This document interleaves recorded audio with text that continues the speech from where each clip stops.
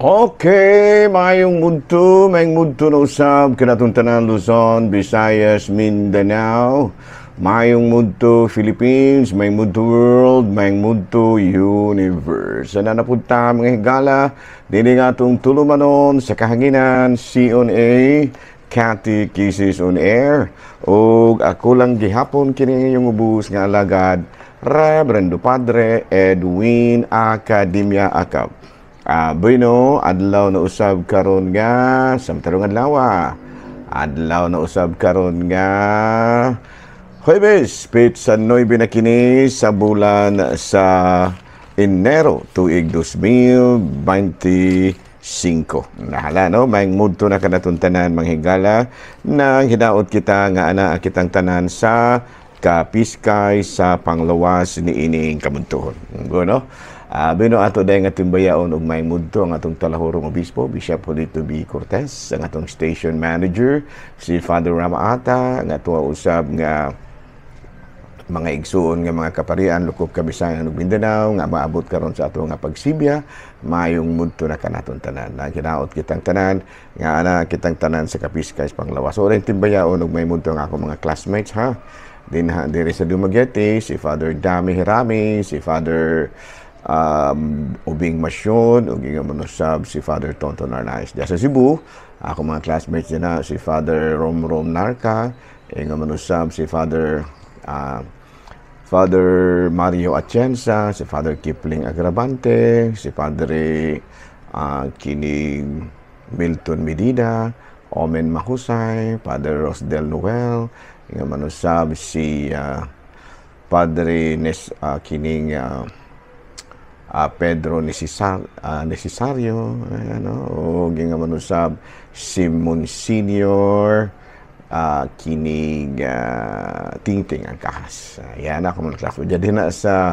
Dinha sa Maasin, si Father Dodong Cordobes, o nga manusab si Padre Samuel Papa. Nahala no, may mudto na kanatong tanan nang hinaot kita nga na kamong tanan sa kapiskay sa panglawas ni ining kamuntuhon.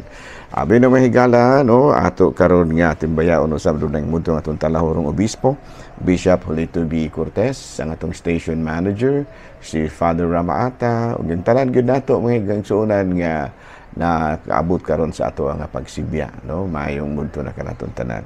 Ang atong mga lay ministers, kumusta na no? Ang atong mga lay ministers, no? Ang ato nga mga kaigsuonan usab nga mga kining ang atong mga kaigsuonan usab nga mga miyembro sa MBG, no? Mother Butlers Guild, no? Mga babaeng gwapa, no? Mga gwapita, no? Pinanguluhan sa ato nga kining ato usab nga mga kaigsuonan, no? Dinasa sa Diocese of Dumaguete. Sabi no, padayon ta mga galas ato ang mga pagtimbaya. Kumusta na po na atong mga sakristan? Kumusta naman ang ato ang mga sakristan sa inyong paglibot sa inyong kining Pax Tecum, no? Kako dere, bayo-bayo gud po ng ilahang naabot, no? Yan naka-income baya po din tao ng mga bata mga higala og 28,000, no? Nya kuhaan po din tao ginagmay nilang pulo party, Christmas party nila. Unya, ang plano nila nga magpalit sila bagong insensaryo o bagong incense boat. Ayan, no? May sanang mga bata nga gagmay pa nakat-o na no, sa pagserbisyo sa simbahan. Ato pong mga katikistas, kumusta na no? Kaya daw naman ko ikuan dire sa ato ang mga higala ng ato ang kinibitang Sunday school, no? Mga bata po din tao nato ng mga katikista o ng atong mga kabataan po nga nag-attend sa atong Sunday school. Ato pong timbayaw na itong mga kabatanunan, mga membro sa PYC, no? Parish Youth Commission, no? PYC, Parish Youth Council. No?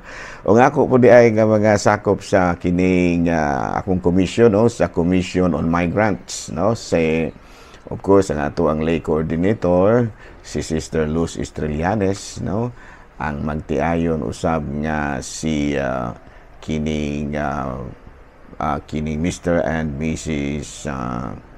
Kining Yuyong, no? O mapili, no? Gang iyahang bana si limot mo ko sa gala sa bana ni Yuyong. Ininggulang na ta mo sab si Mike, no? Si Bibang, kumusta na, no? So nagkinaot kita nga naa kamong tanan sa Kapiskay panglawas, no? Busy po din daw kini ako mga sakop higala kay mga membro man po sa laing organization. So okay, mga ako man lagi active man kay sa simbahan. Pero at least nagahin gyud gihapon sila panahon sa among commission. Ayan, no? Nahala, no? Padayon ta sa atoa nga mga pagpangalagad diining kamuntuhon. Ari kita mahigala sa atoa nga Saint of the Day. Aboy na nga itong Saint of the Day karon, walay lain kung dili si Saint Adrian. No? Adrian. Palayo tagamay mahigala. Kaya mura og suod ra sa takayo sa camera. Si Saint Adrian or San Adriano. Aboy no, kini si Saint Adrian mga higala, usa kini siya kaabad. Dili abat. Abad. No? Kana abang pangulo ba sa kining mga kuan? Pangulo sa mga kinibang munghi, no, mga munghi, no, mga pangulo kini sa mga munghi, no, unya matud pa na kini nakatukod kini sa monasteryo sa San Pedro San Pablo sa Canterbury, no, Canterboro, no, unya sa iyahang pangatungdanan sa monasteryo nakapakita siya og kining gitawag nato og diligence gani ang mga monasteryo nga iyang gialagaran nahimo usab nga sentro sa kahibalo, no? Kay kalagmitan gyud sa una mahigala ang mga kahibalo gyud ba naa gyud sa kuan, naa gyud sa mga monasteryo kay concentrate man sila kayo, ano?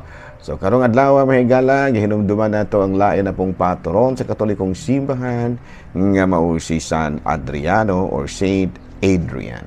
Ayan, no? Bino ako ding tibayaon og maayong mudto sa mga ko ang partner din sa DYWC, si Sister Pritchie Umbak. Kumusta naman dahil Pritchie kuan? Si brother kini si brother no Sunny Boy Infante, no, kumusta na mo tanan din sa akuan, kumusta na mo tanan din na, no? Ako sa unang hingala active ko din na sa kining public affairs, no, muna nga medyo nasa tayo mga kulok kay brother Ray Gaitera, Sister Lani, no, yung mga daghan na mga bag-o karon din ha nga mga gitawag nato mga empleyado, no, mga reporters din ha sa kining ato nga istasyon sa DYWC. Nahala, no, may mudto na kanatong tanan ug arita mga higala sa ato ang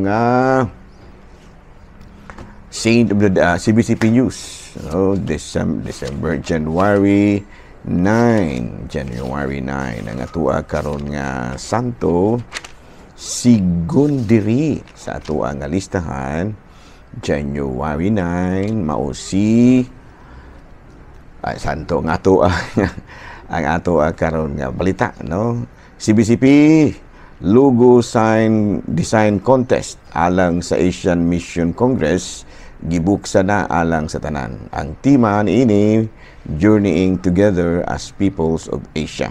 Unya, of course, ang nagpasiugda gyud ini mao ang Diocese of Penang, Malaysia. Kay adto man himuon ang mao nga panagtigom kining gitawag natong Asian Mission Congress, adto man kini himuon sa Penang, Malaysia.